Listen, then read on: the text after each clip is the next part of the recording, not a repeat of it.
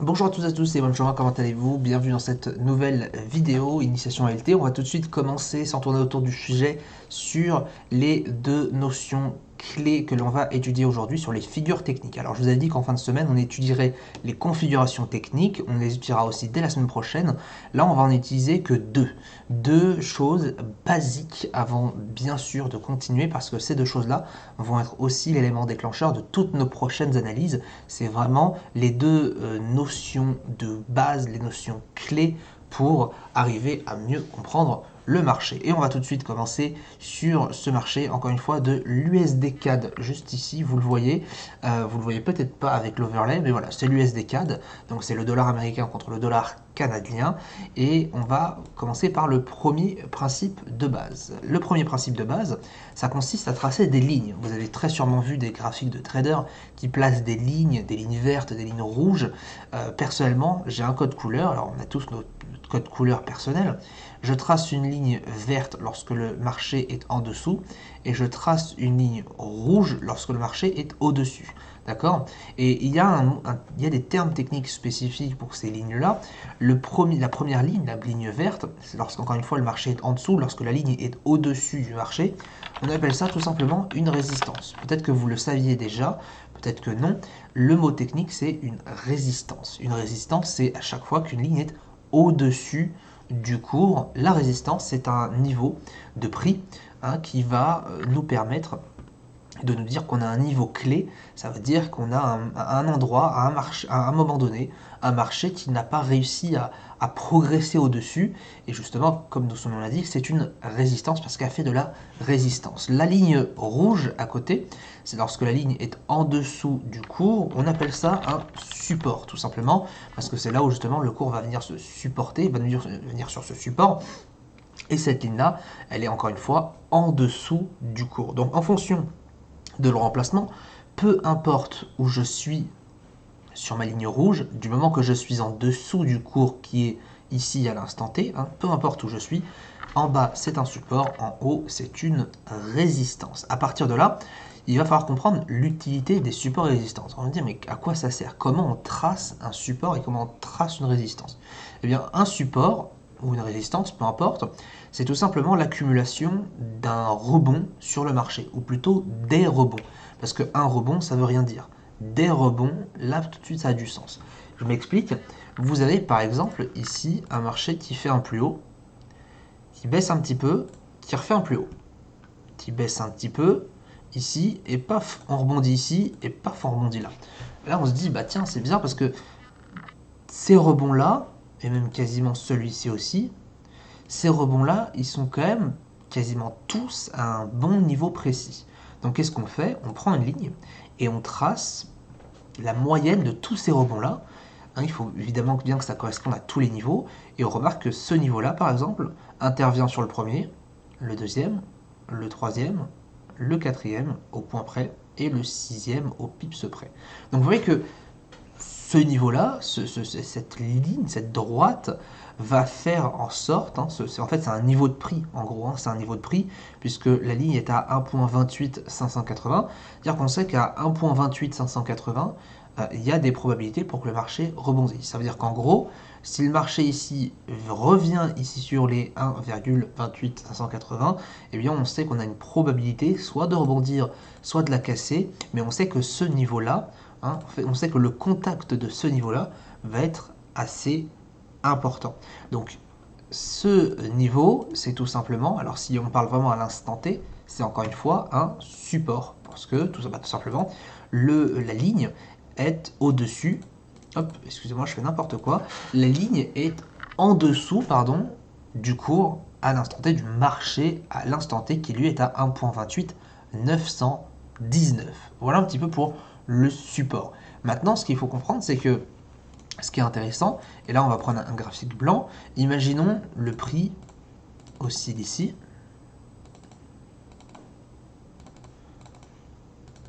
Hop, on va prendre un exemple ici.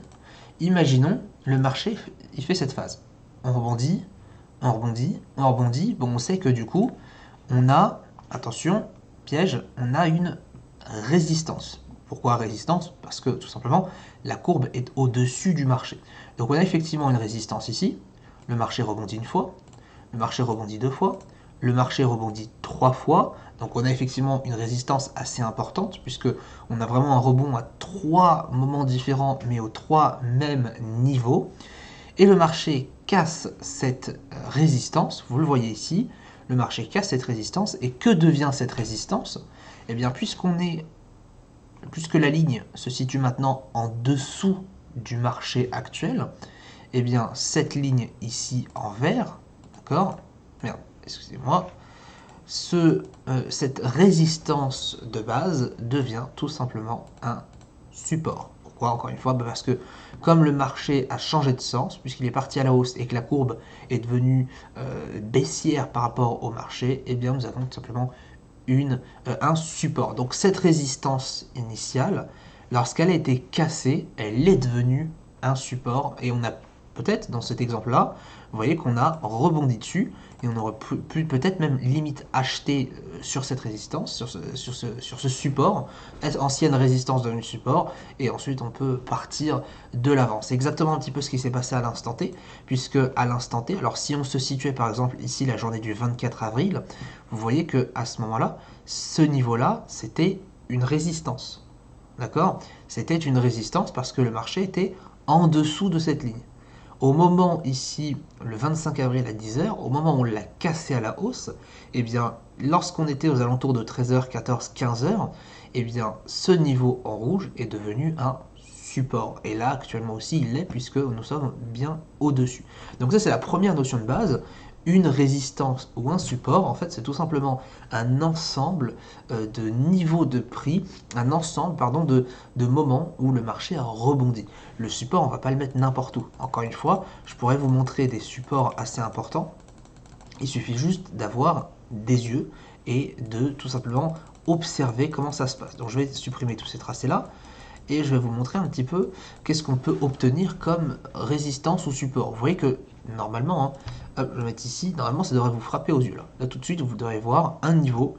Vous avez vu ce niveau-là là. Alors je le trace ici, mais ça pourrait être ici, ça pourrait être, etc. Vous voyez, il faut que ça passe au minimum dans les trois endroits, hein, puisque ça a rebondi à trois endroits. Donc ici, très très bon niveau, un endroit tapé, deux endroits tapés, trois endroits tapés. C'est une résistance qui est très importante, et plus le marché va avoir du mal à la casser, plus justement la résistance ou le support va être important. La preuve, puisque au moment où ça a cassé, vous voyez qu'il y a eu de très très grosses bougies, on a fait un très joli rebond ici, très joli rebond là, ça a cassé et là, bam, explosion du marché. Donc, vous voyez un petit peu à quel point ça peut avoir des effets assez importants. Les supports et les résistances sont vraiment majeurs sur les marchés et les repérer, c'est vraiment très important. Pareil ici, il y a toujours quelques petits niveaux cachés, etc. Maintenant, là où je veux vous emmener vers ce second point, c'est tout simplement qu'il nécessite qu'il y ait une petite variante des supports et des résistances en termes de lignes. Il y a aussi ce qu'on appelle les droites de tendance. C'est aussi encore une fois un support et une résistance. Toutes les figures que l'on va voir, toutes les figures techniques que l'on va voir sont composées de supports et de résistances, pardon, qui, bien sûr, pour tracer un support ou une résistance, nécessitent au minimum deux points de contact différents. Je pense que j'ai pas forcément besoin de préciser, c'est tout à fait normal. On peut pas se permettre juste de placer ça et se dire oh ça c'est un support important. À part si c'est un plus bas, plus haut, plus bas de l'année ou de l'extrême, etc. Un support, une résistance, pour quel est son intérêt, il faut au minimum deux points de contact. Exemple juste ici, vous voyez que ce niveau-là il est important, un point de contact, deux points de contact, et là il y a eu 3, 4, 5, 6 points de contact et le marché, vous voyez, a rebondi extrêmement violemment alors que je viens juste à peine de le tracer complètement au hasard. Donc vous voyez que si à l'instant T vous arrivez à tracer ces niveaux, vous pouvez arriver de 1 à profiter peut-être de rebonds ou de cassures, donc de trader avec, mais surtout vous pouvez avant tout eh bien, vous orienter, c'est-à-dire orienter vos trades par rapport à ça. Un exemple, si par exemple, je ne sais pas, j'étais à la vente ici, d'accord, j'ai mon niveau de placé, et bien je sais que ma probabilité de retournement ou de rebond va être très importante lorsqu'on va toucher ce niveau, donc idéalement je vais prendre des profits. Je vais fermer ma position, je vais encaisser mes gains. Et vous voyez que c'est exactement, quasiment le bon moment pour encaisser ces gains, sinon ce serait fait complètement défoncer. Donc vous voyez un petit peu l'intérêt clé, l'intérêt majeur de bien repérer les supports et les résistances. À partir de là, on a aussi ce qu'on appelle les droites de tendance. Les droites de tendance, ils sont juste ici. Là, c'est les droites. En fait, les droites de tendance, c'est des supports, mais qui sont, voilà, on va dire, à déplacer, tout simplement. Et à partir de là, on va pouvoir créer une énorme quantité de figures techniques. Alors, on va les voir la semaine prochaine, pas aujourd'hui, mais ce que je vais vous montrer aujourd'hui, c'est le principe même des droites de tendance et comment on peut s'en servir. L'idée derrière, c'est lorsqu'on est dans un marché en fait convergent, donc dans un marché qui effectivement va monter énormément ou baisser énormément, vous avez toujours des respirations de marché. Donc le marché, forcément, il ne va pas monter d'un coup comme ça avec une bougie qui fait je ne sais pas combien de pips. Le marché, c'est comme dans un marathon, vous courez, vous respirez un peu, vous prenez votre respiration, vous trottinez, puis ensuite vous sprintez, puis ensuite vous trottinez, etc. Le marché, c'est pareil. Le marché, comme on peut le voir ici, monte, et puis ensuite respire un peu. Monte, et respire un peu. Et on peut effectivement profiter à de nombreux moments de ces respirations, tout simplement parce que les nombreuses respirations, différentes respirations, que vous pouvez voir par exemple juste là, vous voyez ici, là, il y a beaucoup de respirations, d'accord? 1, 2, 3, 4, etc., etc. Et bien, ça crée justement des points de contact. Et ces points de contact-là, ça fait justement référence aux résistances, d'accord? Puisque ça se situe en haut, et bien, on va pouvoir les tracer, les aligner, les mélanger, en fait, en faire un petit combo, un petit mixte. Et à partir de là, on va pouvoir avoir plusieurs informations. L'information capitale, c'est de pouvoir trader et de se dire à quel moment on a une reprise de tendance. Exemple, pas faire trop théorique, on a ce point haut ici, point de clôture, on a ce point bas, ce point bas, ce point bas. Donc on trace par exemple ici une droite, d'accord? Donc si on veut la prolonger, la droite, elle est ici. Et cette droite-là, donc c'est une droite de résistance, et bien cette droite-là, en fait, elle va passer par du coup ce point-là, ce point-là, ce point-là, ce point-là. Elle va nous dire que tant qu'on est justement dans une situation où le marché est extrêmement haussier, en gros, c'est simple, tant qu'on est en dessous, ici, tant qu'on est en dessous de cette ligne, eh bien on est plus dans un marché, attention, on ne va pas dire en baissier, mais un marché correctif. Rappelez-vous de ce qu'on a dit, il existe 3 phases de marché différentes. La convergence, donc là on a une phase de convergence, on a la phase de correction, le marché corrige un peu, et ensuite soit on a la phase de retournement, le marché part à la baisse et on a une nouvelle tendance, ou alors le marché reprend sa tendance initiale, et donc hop, on repart dans une phase de convergence. Donc ça c'est un élément qu'il ne faut pas oublier. Donc soit ici on est sur un marché correctif, voire peut-être en retournement, si on est en dessous de cette ligne bleue, soit effectivement on est au-dessus de cette ligne bleue, et on a une probabilité pour que le marché reparte dans le sens de la tendance. Et dans le cas précis qu'on est en train d'étudier en ce moment dans cette vidéo, c'est tout simplement un marché haussier.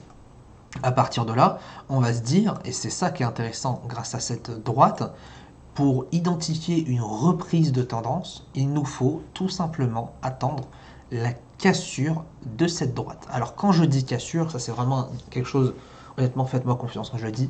Quand je dis cassure, c'est cassure clôturée. Et ça c'est un très gros défaut qu'ont la plupart des traders débutants, c'est qu'ils n'attendent pas, ils ne sont pas assez patients. Quand on dit une cassure clôturée, ça veut dire qu'il faut attendre jusqu'à la fin de validité de la bougie. Alors pour cela, j'ai un petit timer à ma droite. Si vous le voulez, vous allez dans propriété puis prix. D'accord? Vous allez dans compte à rebours et vous affichez ici, vous mettez en grand et ça va vous indiquer justement dans combien de temps se termine la bougie actuelle. On est en 15 minutes, il est actuellement 11h06, donc 11h06 moins 15 minutes, ça fait 8 minutes 43.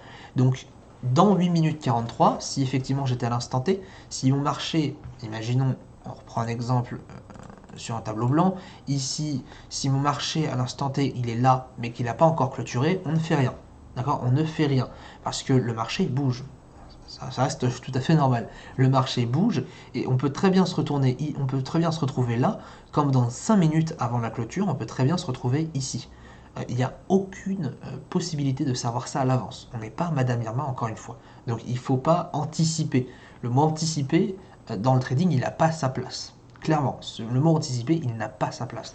Donc à partir de là, on va justement attendre un marché qui casse au-dessus de cette ligne bleue, donc cette résistance, et on va se dire, on va faire soit deux choses, soit on va se dire, bah tiens, on a une reprise de la tendance, donc je vais commencer à trader, je vais chercher du timing sur d'autres unités de temps, etc. etc. Soit tout simplement, je vais ouvrir un trade dès la fermeture. Exactement comme ici. Ici, on aurait pu très bien se dire, bah tiens, je me mets à acheter le marché et j'ai un objectif, je sais pas, sur... bref, vous avez un objectif qui est assez aléatoire, mais on parlera de gestion de risque beaucoup plus tard. Donc vous voyez que ce trade-là, est-ce qu'il aurait fonctionné? Bah oui, pourquoi? Parce que le marché explose à la hausse par la suite. Un trade aussi simple que celui-ci, c'est pas du hasard, c'est encore une fois de la maîtrise. Convergence, identification de la convergence, pardon, ça veut dire qu'on sait que le marché a des très fortes chances de progresser à la hausse et de continuer, puisqu'on est dans le sens de la tendance.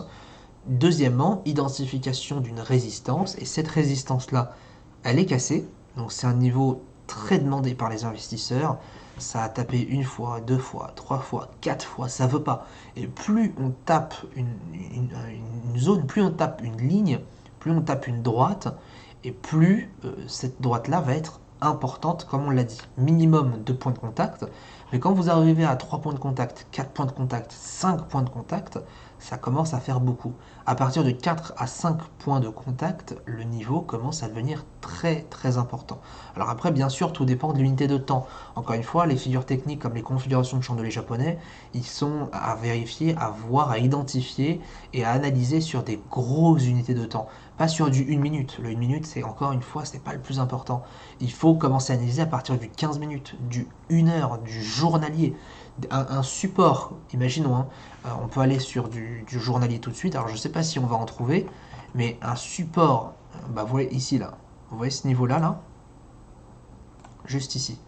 Un support, ça c'est une résistance, hein, une résistance en journalier qui n'est pas tapée depuis quelques semaines, quelques mois, je peux vous dire que ça fait très très mal. La preuve, puisque le marché rebaisse immédiatement après. Et la preuve, encore une fois, c'est qu'on a eu aussi un support ici, puisqu'on a eu 1, 2, 3 points de contact. Le marché baisse et bam, on craque. Donc vous voyez que ces configurations-là sont extrêmement importantes. Pour revenir un petit peu à notre exemple, on aurait pu prendre encore une fois d'autres exemples. Cet exemple-là, le marché monte, monte, monte, monte, monte, respire. Qu'est-ce qui se passe? Identification de la droite de tendance. Donc on a le point haut ici, on a un point haut qui respire, donc d'où la nécessité de bien patienter sur nos configurations. On attend, d'accord? Donc on sait encore une fois qu'en dessous de cette ligne bleue, on est sur du correctif. Au-dessus de cette ligne bleue, on est sur une continuation de tendance haussière. Qu'est-ce qui s'est passé? Le marché à la clôture, juste ici, hein, fermeture de la bougie verte, casse la droite de tendance. Et qu'est-ce qui se passe? Eh bien, le marché, hop, part à la hausse. Donc vous voyez que il n'y a rien de compliqué. Ça, on peut le faire avec n'importe quoi. Ici, marché toujours haussier, on zoome, patience comme d'habitude, hein, c'est le plus important. Un point haut, un point haut. Encore une fois, les points hauts et les points bas, on les identifie de préférence sur les cours de clôture, hein, les cours de clôture et les cours d'ouverture, et non sur les mèches.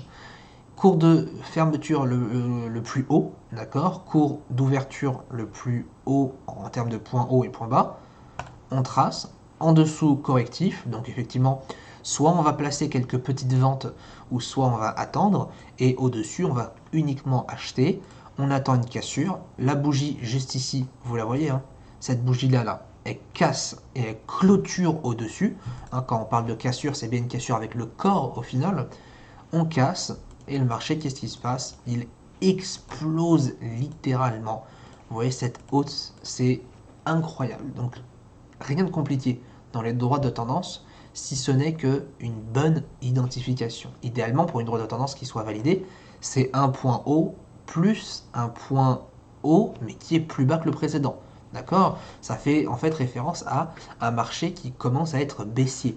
Exemple, troisième exemple ici, et c'est là justement où cet exemple-là il est un tout petit peu plus délicat, et je vous déconseille de le prendre en référence. On a ici un point haut, et on a un point haut qui est plus haut que le précédent plus haut. Donc effectivement, on ne se situe pas sur une petite baisse, on se situe sur une continuation de tendance. Donc là, effectivement, ce n'est pas une droite de tendance comme on a pu les voir auparavant, c'est un cas un peu plus spécifique et on aura l'occasion de voir ça dès la semaine prochaine. Donc il faut bien que le premier plus haut soit plus haut que le deuxième plus haut pour justement faire une droite qui baisse. Hein. Dans un contexte haussier, il faut des droites qui baissent, qui coupent en fait l'axe principal. Et dans une tendance baissière, eh bien effectivement, il nous faut tout simplement des droites, encore une fois, des droites de tendance haussière à l'inverse, qui coupent en fait le plan de l'axe principal. Voilà un petit peu pour cette vidéo. J'y étais un peu vite, mais c'est vraiment pour qu'on puisse passer encore plus rapidement aux choses sérieuses. On aura l'occasion de revoir ça encore une fois lundi. Ce que je vous conseille en attendant ce week-end, c'est de prendre des graphiques, de les ouvrir complètement au hasard. Vous prenez du Forex, vous ouvrez n'importe quel graphique. Je prends un exemple ici. Donc moi j'ai le Pro Screener, donc ça a marché beaucoup plus rapidement. On a l'euro AUD par exemple. Vous voyez l'euro AUD, je vais passer, on va se dire en 5 minutes. Et l'euro AUD par exemple, ce que je vais faire, c'est que je vais tracer droite de tendance. Donc effectivement, la tendance n'est pas folle de folle. L'euro NZD, bon voilà, l'euro NZD c'est intéressant, mais il n'y a pas assez de respiration. Si ce n'est que vous voyez cette énorme hausse là, à un moment donné, vous voyez ici là, à un moment donné, il y a un point haut, d'accord, je trace, il y a eu effectivement une cassure ici, et on a un rallye haussier, tout simplement. En général, cette cassure-là, elle va aller chercher, si vous voulez, le dernier plus haut. Ce qui est logique, puisque encore une fois, c'est la théorie de dos. Un plus haut de plus en plus haut, un plus bas de plus en plus haut. Donc effectivement, pour qu'on ait une continuation de tendance haussière, il faut toujours que ce plus haut-là, par exemple, soit cassé, juste ici, pour qu'on aille encore plus haut, et qu'on fasse un plus haut, puis qu'on aille rechercher un autre, et qu'on aille, etc., etc.